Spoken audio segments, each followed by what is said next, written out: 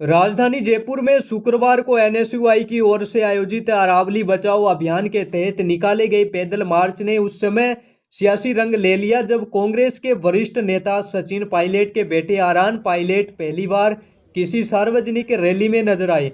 आरान की मौजूदगी ने इस पर्यावरणीय आंदोलन को पूरी तरह से राजनीतिक चर्चा के केंद्र में ला दिया।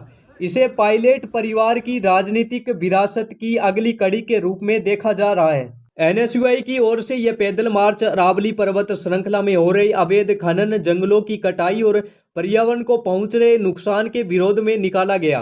मार्च के दौरान कार्यकर्ताओं ने पोस्टर, बैनर से लेकर सरकार से अरावली संरक्षण के लिए सख्त कदम उठाने की मांग की। संगठन के नेताओं ने यह कहा कि अरावली न केवल राजस्थान बल्कि पूरे उत्तर भारत के लिए जल, पर्यावरण और जैव विविधता की दृष्टि से बेहद अहम है। हालांकि राजनीतिक हलकों में सबसे बड़ा सवाल यही चर्चा का विषय बन रहा है कि क्या आरान पायलट की मौजूदगी महज एक सहयोग है या फिर राजनीतिक में आने की शुरुआत।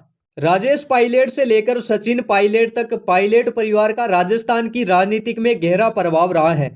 अब आरान पायलट का इस तरह पहली बार किसी रैली में सामने आना कई संकेत दे रहा है।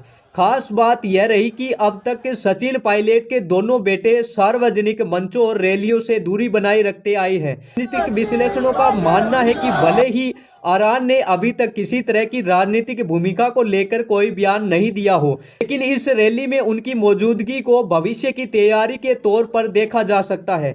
युवाओं, कार्यकर्ताओं को उत्साह और समर्थक यह भी दर्शाता है कि पायलट समर्थक उन्हें संभावित भविष्य के नेता के रूप में देखने लगे हैं। अब सवाल यही है कि क्या राजेश पायलट और सचिन पायलट के बाद राजस्थान की राजनीति में जूनियर पायलट की एंट्री का रास्ता खुल रहा है।